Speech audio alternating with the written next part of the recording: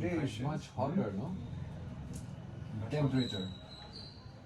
It's like, I don't know, I feel it.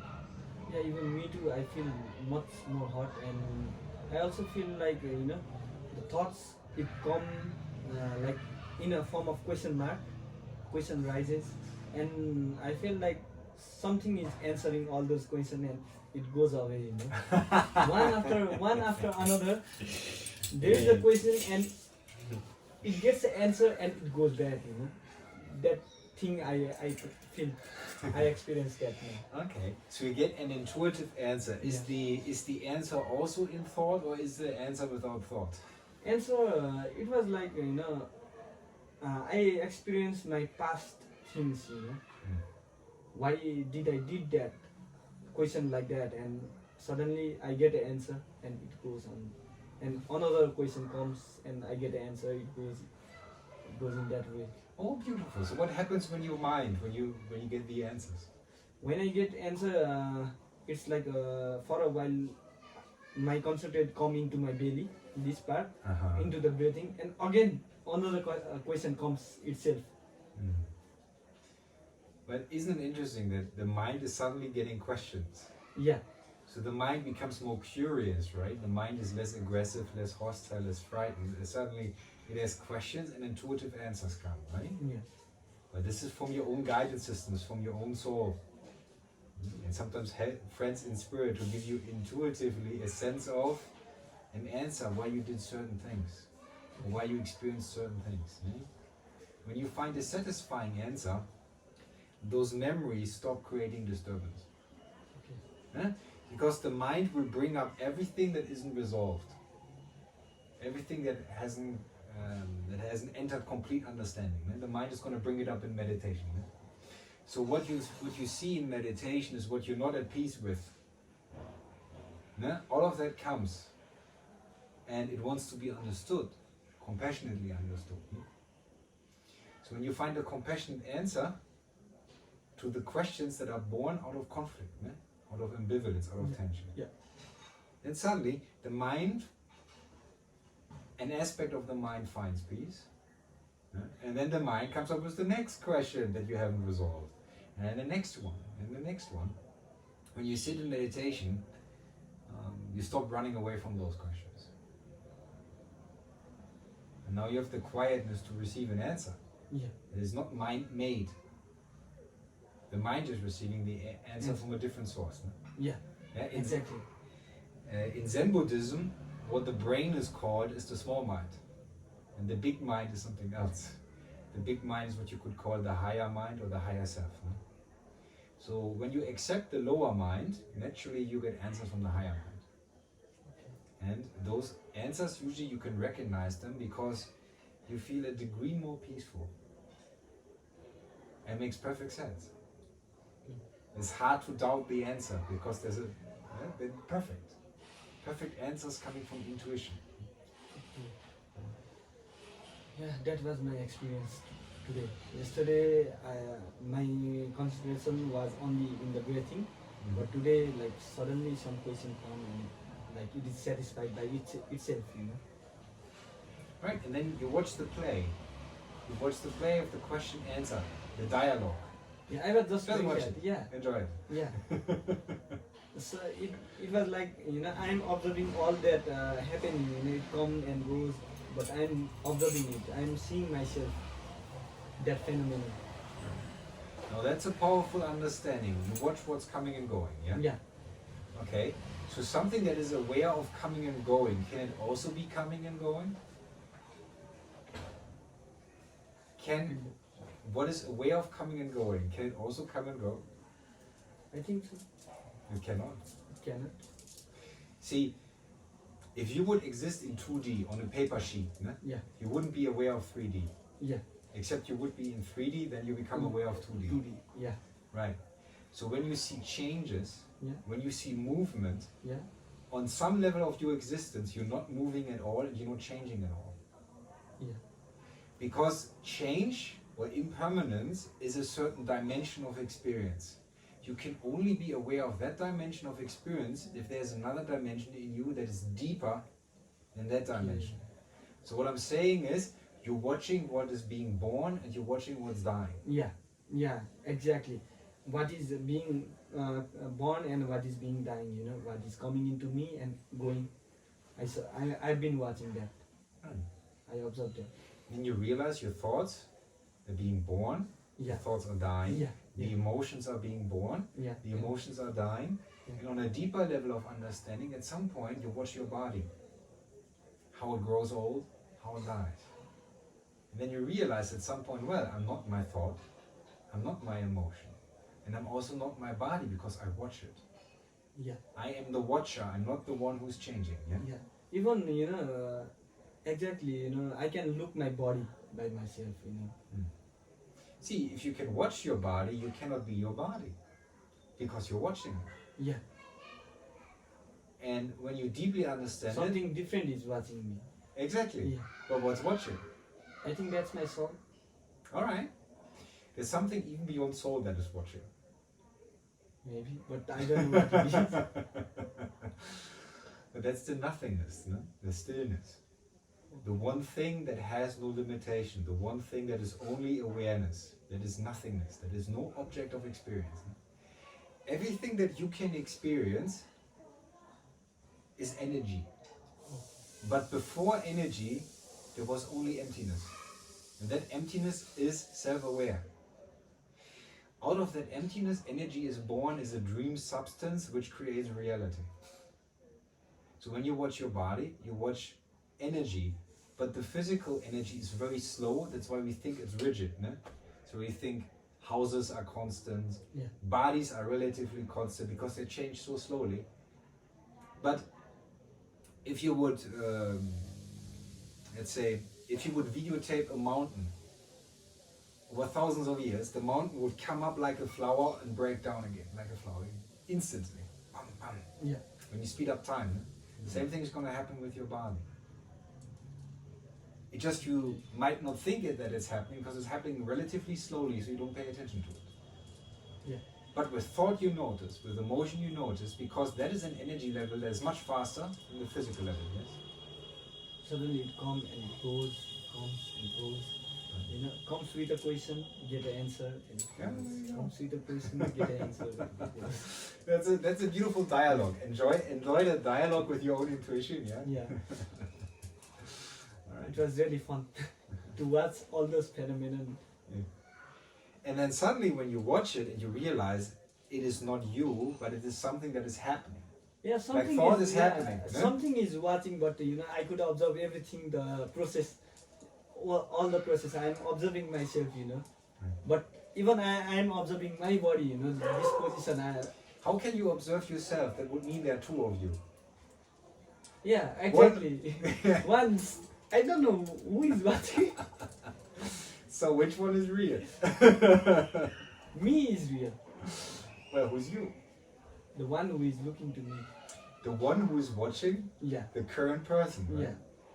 So you are not you, you are the space in which you happens as an experience. Does it make sense? Right? So this personality is a temporary experience that you're having.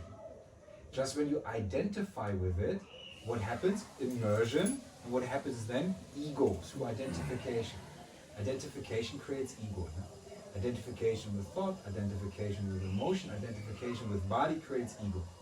But if you just watch it as if you watch rain or the clouds, no identification, no suffering. Make sense? Alright.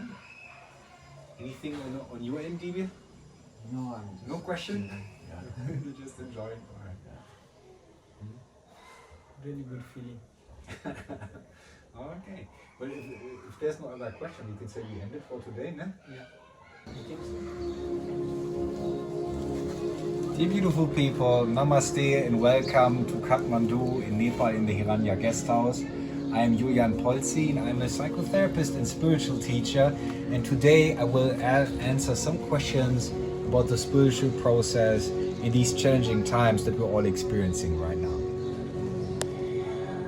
When people ask about how long has someone been spiritually practicing, it's often a question that is actually based on fear.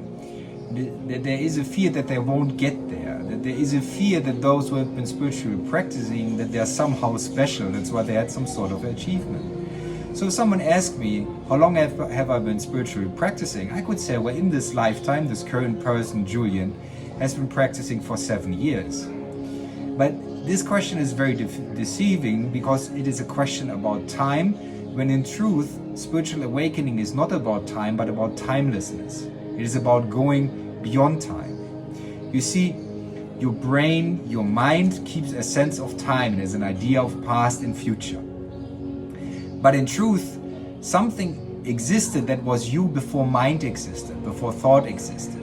And this part of you does not know time. So when you are thinking in terms of, I want to improve this person to become spiritual, this is confusing, because now you're trying to add something to this brain, you try to add knowledge to this brain. So you can try to improve this person, but you could also say, I let go of this person so completely, I accept this person so completely, so my intuition awakes, which exists beyond time, and beyond time they are all my other lifetimes. And the moment I am within this present moment, I am actually not within this present moment, I am within eternity. And within eternity, all my lifetimes exist, all my knowledge exists. When I try to improve this person, then I am confused, because this person can never learn what all the other lifetimes already know, what hundreds of lifetimes already know. So I only need to wake up to this very present moment, let my guidance system activate and channel who I am on a higher plane of existence. This is not improving myself, this is not practicing hard, this is surrender to who I am, allowing who I am, and therefore not necessarily improving this current personality. To try to improve this current personality, to reach a Buddha state of consciousness, is a form of an unloving idea, that is a form of self-torture. Instead, I allow this person to be as this person is. Loving this person, not judging this person. Now I go beyond this person, and the timelessness awakes. And within the timelessness, I am one, I am all that I am, and from all that I am, all the answers come naturally, without effort. So is time the answer? Is hard practice the answer? Or is gentle practice the answer? Letting go of mind, letting go of worry, letting go of believing that this current personality would be flawed in any way. And once I am accepting this current personality, I start transcending this personality. And then the question of time will be answered from beyond time. I can limit myself to a German called Julian, where I can sit deeply in meditation, be now, and within the now, a Tibetan part might speak of me, a Japanese part might speak from within the higher mind, an Indian part of me might speak from within the higher mind, and all that is me can speak within the very present moment. But in this lifetime, I've been practicing for roughly 7 years, practicing meditation, practicing certain forms of yoga, certain forms of energy yoga like Kriya yoga and so on. But again, that is very deceiving, because once you arrive in the present moment and your timeless nature begins awakening, you start remembering things that you did in other lifetimes. So in that sense, I started remembering in meditation things that I might have done in Japan, or things that I might have done in India or in Tibet. So when those parts are awakening, this is a much longer time of practice than people can imagine. These might be hundreds of years of practice.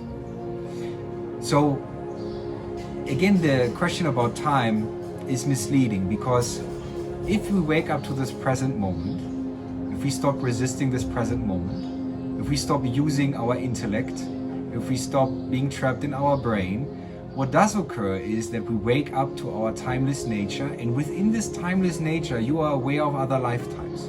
A Mozart wasn't a child genius. A Mozart was a being that already knew plenty about music before he was born. So instead of trying to improve ourselves with spiritual practice, it's very important that we're not focusing on improving, but on remembering. If you focus on improving, you're trying to make this current person better. But why make this current person better? Why not remember all the other persons that you already were? And all these persons have deep, deep knowledge, that the current person couldn't learn in a lifetime. So try to improve this person through psychotherapy, through yoga, through meditation would be a spiritual ego trip. It would lead to another, let's say, spiritual trap or something that would lead to suffering, because we're still trying to make something limited more than what it is. Instead, we need to let go of the limitation, wake up to our timeless nature. And from that moment on, when you act from intuition, when you act from your deep soul guidance system, you will act from hundreds of incarnations at the same time. A much deeper wisdom will be available to you. So if you think you need 10 years of practice to get into such a state, this is incorrect understanding. This is basically the understanding that you have learned through school, through education, through university education, where they tell you it takes 5 years to learn a language, it takes a certain amount of time to get a degree. But to remember something timeless can be instantaneous. It is not limited by those understandings. Right now, what we're seeing in the world is a deep miscommunication between populations and governments. And it is a question about sovereignty. It is a question about personal sovereignty. It is a question about freedom. And we are all in a situation where we need to make choices. Some of us will choose fear, and that means some of us will choose a lower survival state, which is the ego state, where we act from instinct and not from intuition. Some of us will choose sovereignty, where we ask for freedom, where we ask for expression, where we ask for the ability to be a co-creator in this world. Those who are preferring the ego state, they will perceive themselves as a victim to the world, but we're not victims. What we are co-creators, and either we accept it or we are in denial of the fact that we are creators. Now, when we delegate our sovereignty to institutions, to religious leaders, to politicians, and so on, delegation is a sovereign act, even though we pretend we're not sovereign. Now we see in the world the surfacing of all the corruption that has been accumulated in mankind. And our people need to make a choice. What reality do they prefer? Do they prefer a higher reality where corruption does not exist, where authenticity exists, where creativity exists, where sovereignty exists? Or do you prefer a reality where you choose fear and therefore delegation and therefore limitation and not maturity? So humanity needs to ask itself right now, does it want to be Peter Pan or does it want to be a Buddha? Now when people focus about money, it is actually truly not about money, it is about energy, and money is a metaphor for energy. Let's say I offer you a service and now you pay me with money. With that money I go to the supermarket, I buy food, food is energy, my body uses that energy to replenish itself. So it's truly a question about energy, not so much about money itself. Whatever beliefs you have about money, money is simply a tool that in itself is neutral. What our relationship is with money, how we perceive money, has to do with the way we have been programmed since being children. And we have been programmed to think that we cannot survive without money, that we need to be a slave to money, that we need to bow down to those who give us money so we can survive in the world. So we have been programmed into fear, and now we're thinking we always have to struggle for money. But is it truly about money, or is it about letting go of the fear and understanding that money is just a symbol for energy? So how can I increase my energy to attract the life that I truly prefer, and not from an ego level, but from a soul desire, which is always in alignment with the higher will, which is not in conflict with the higher will, and will never be violent. So how can I awaken my own energy to such a degree that I attract everything to me that I need in this lifetime to truly be a creator and not a victim to my own experience or my projections? Now then we're speaking about yoga. Then we're speaking about alchemy. Then we're speaking about the spiritual process. How can I remove those negative, fearful beliefs that I have that are limiting my own energy? Because as long as I believe that I don't have energy, I will believe I need the energy from other people. And this gives birth to the ego. This gives birth to the idea that we're dominated by survival instinct. And now we are manipulating, now we're lying, now we're cheating people out of money because we think we don't have enough energy, so we try to take the energy of other people. This is a parasitical, predatory system in which there is the cycle of karma that continuously repeats because everybody's violent with each other. we need to understand that what we're truly looking for is our own energy. So when it comes to the question of what is leading to a spiritual awakening, why is someone giving up on the material world or ceases to cling to the material world and suddenly decides, I'm going onto this trip of the deepest realization that a human being could possibly experience? Well, the answer is straightforward. The answer is suffering. Now, when you read scriptures, when you read about the Buddha, when you read about Jesus, when you read about Lao Tzu, when you read about all those great masters, there's often a deep misconception in the transmitting of history that we think that those beings were special. They were indeed not special.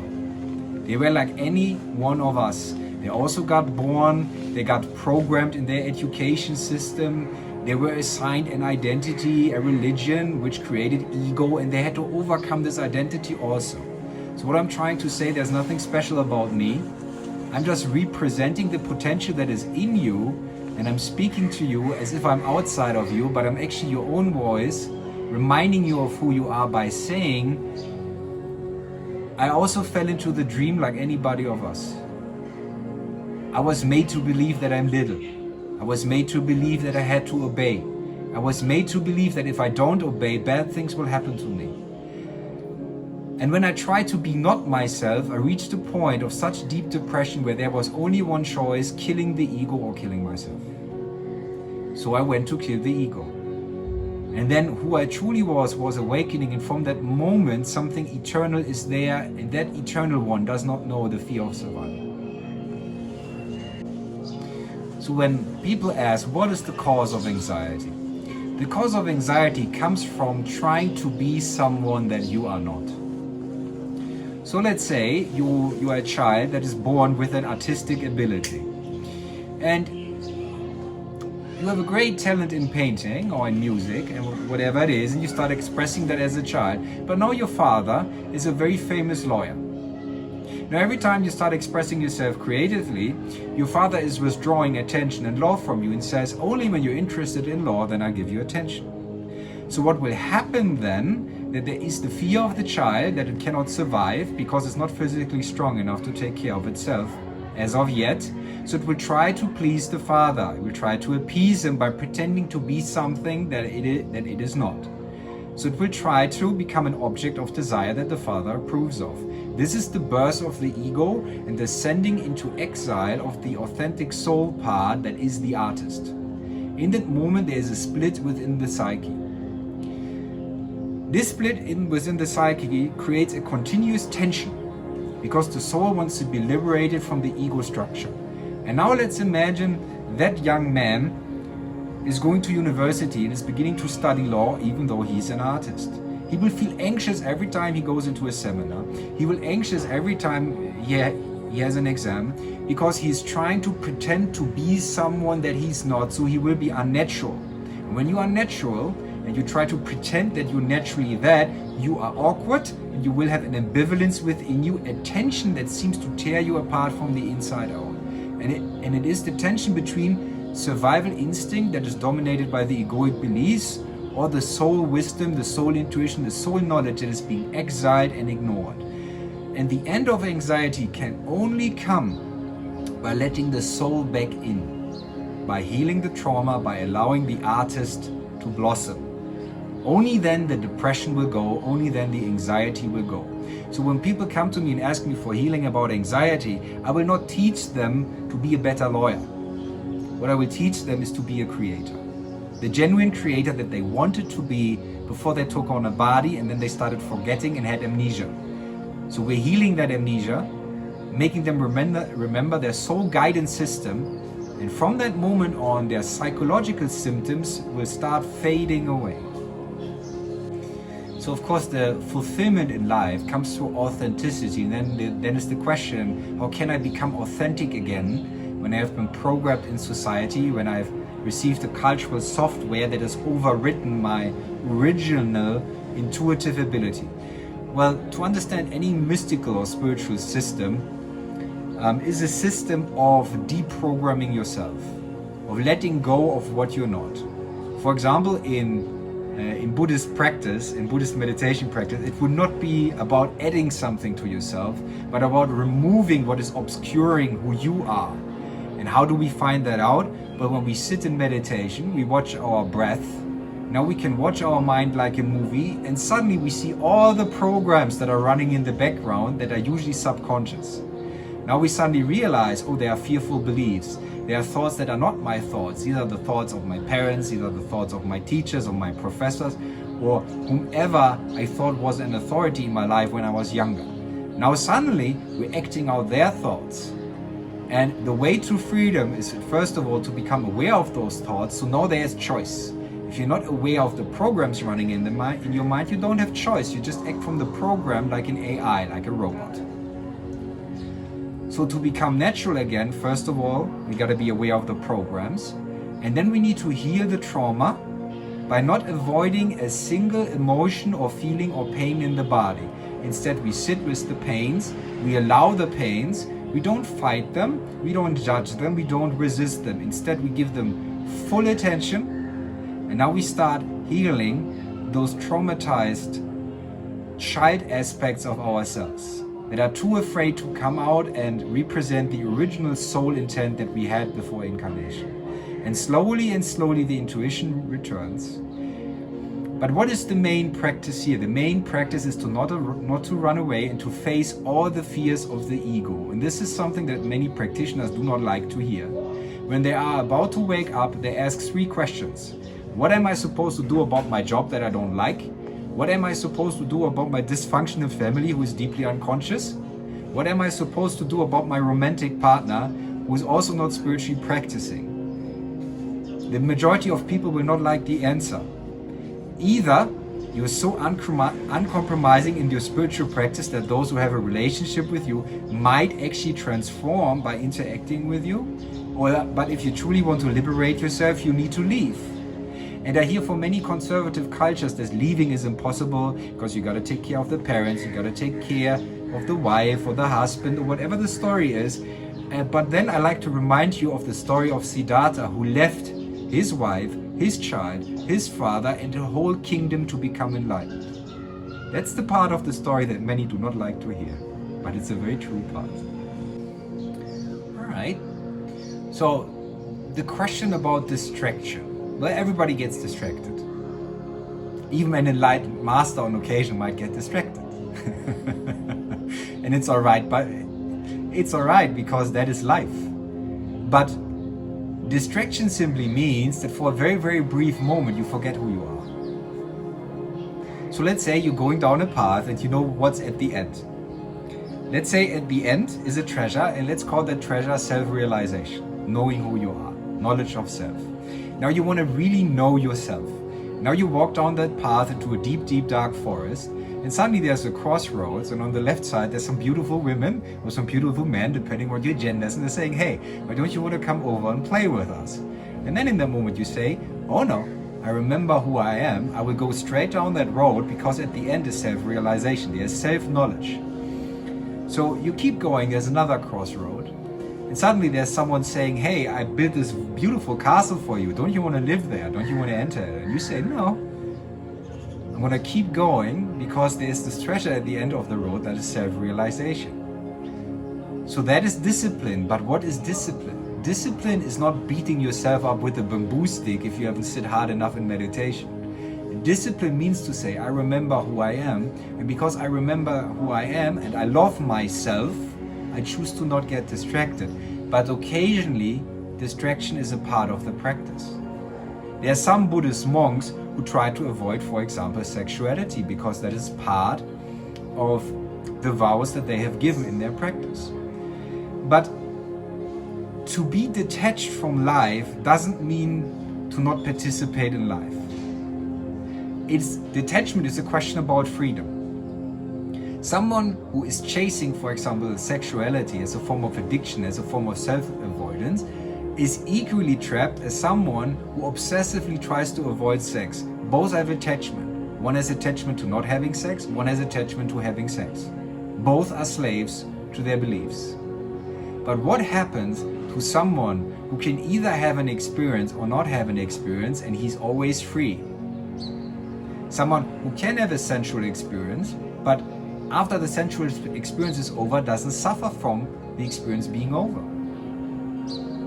But equally does not suffer from having those experiences. That is true liberation. So distraction in that sense is a little bit part of the game of life.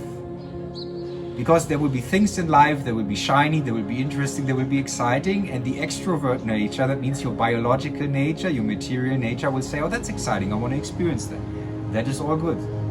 But there is the point in the life of a soul after several incarnations where there is a weariness, where there is a sense of being tired, where there is no satisfaction to be found in those phenomena anymore, and this leads to a deep spiritual depression, which can lead to samadhi, the ego death experience, and then we move from being an extrovert to being an introvert. So when people ask me, how do I motivate myself to meditate every day? Very simple, if you still need motivation, you're not on the path home. You're still playing with the world, but that is fine. Don't be hard on yourself with playing with the world, but you need to be conscious of the fact that this is what you're still doing. So people, of course, right now, what they have on their mind is the pandemic. And the reason they have the pandemic on their mind, because the media, which in that sense is an expression of the collective mind, or has invaded the collective mind, has put the pandemic into the brains of the masses. And this is what the media does. The media tells you what to think, what to believe, what your identity is, what you're supposed to be afraid of. And I would make the following suggestion. Is it really about the pandemic, or is the true virus fear? Because what keeps people in their houses right now? Is it governments, or is it fear? So the system wants to make people afraid because in a state of fear, they lose their higher intuitive abilities. And people who lose their higher intuitive abilities can be controlled through programming. There's a reason it's called a TV program, because you're being programmed what to believe and what to think. And if I can make someone afraid, I can make them buy something. I can tell them go to war in this country. And what we're experiencing right now is a divide within humanity between those who choose to be sovereign beings and choose to be not to be afraid and insist on their constitutional rights, which you could say are the laws of the cosmos, the laws of oneness, the laws of the divine will. And there are those who believe in fear, who believe that they're only this current body, and they want to preserve this current body at all costs. And because they are in such a state of fear, they are willing to be grounded. Big brother government sends you home and says you're grounded. You're grounded, son, you're grounded, daughter. You don't explore outside. And if you explore outside, you're supposed to feel guilty. And if you don't get vaccinated, you're supposed to feel guilty. Because you're harming others. This is the story. But is it the real story, or is it the question about fear and sovereignty? What are you choosing? Are you choosing to let someone else dictate what you're thinking, what you're believing, what you're seeing? Or are you choosing your own soul? Are you choosing to be a sovereign being? For those of us who choose sovereignty, we will find many obstacles in this life. Because right now, there is a dominant idea in society, and that dominant idea is that the governments are in favor of the people, and that the governments try to protect the people and take care of the people.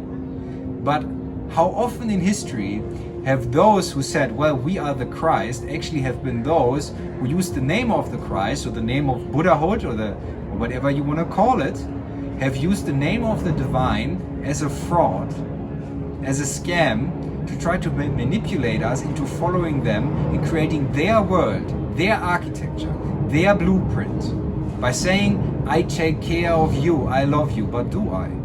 Or do I pretend to love you? But deep down I want to scare you. I want to manipulate you so you create the world that I desire, but not the world that your soul desires. So people need to be very aware, and often for a spiritual teacher, this is a thin edge to walk on.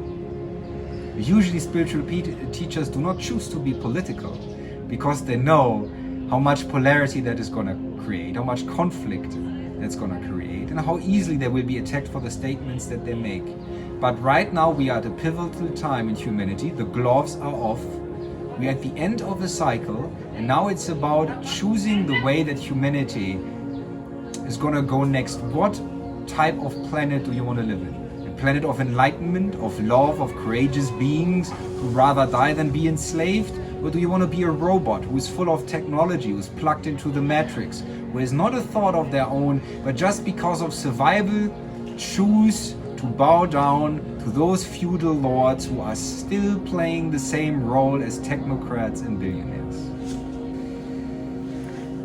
It's very important to understand that negativity cannot be avoided. So if someone says, I want to stop being negative, I want to stop being influenced by negativity, I want to escape negativity, this is not a helpful attitude for practice, because negativity you will experience in life.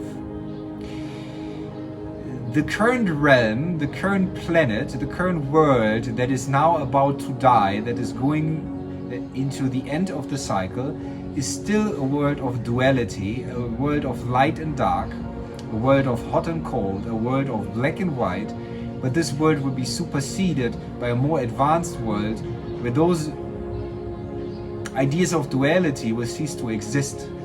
But for as long as you experience negativity and positivity as a form of duality, you cannot get rid of negativity by fighting negativity, by disciplining negativity, by trying to control negativity. Any attempt at control will strengthen negativity. So often you see, for example, in movies where it is a little bit cliche, let's say we take a movie like The Exorcist, there's a priest and he's supposed to remove a demon that has possessed a young woman.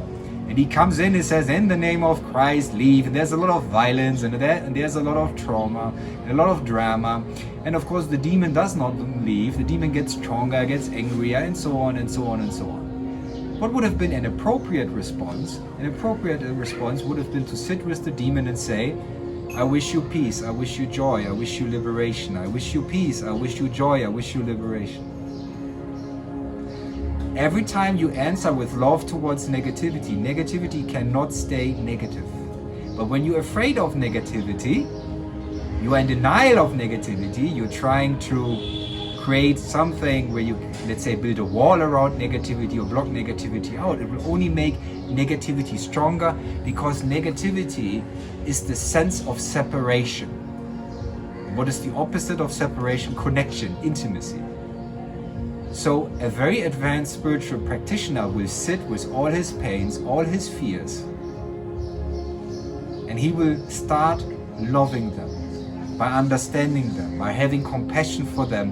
And this is the alchemy, this is the transformation. So the painful memories, the traumas, they turn into light.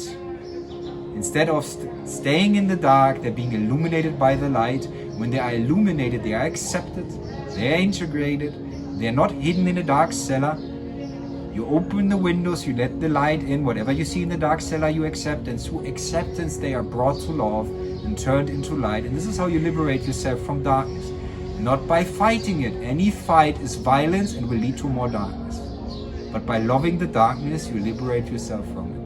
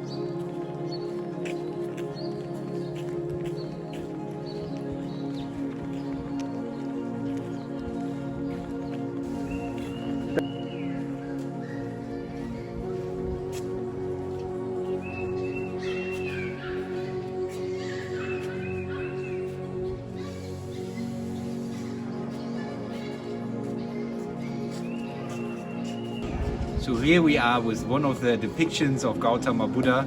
What is so very, very beautiful about Gautama Buddha's story is how very uncompromising his approach to spirituality is.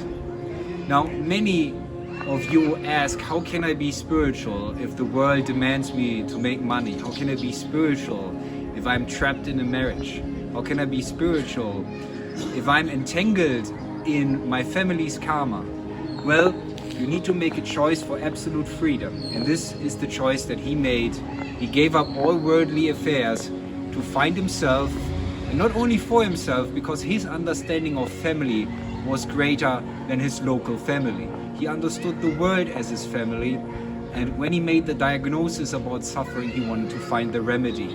And in that attempt that was successful, he was uncompromising.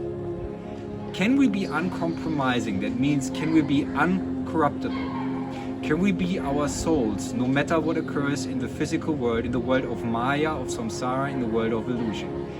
And he reminds us who we are. He would not say that he's special the same way Jesus wouldn't say that he is special. He's an example of your maximum potential, of who you truly are, should you choose to be uncompromising and find the truth, no matter the obstacles that you perceive in the world.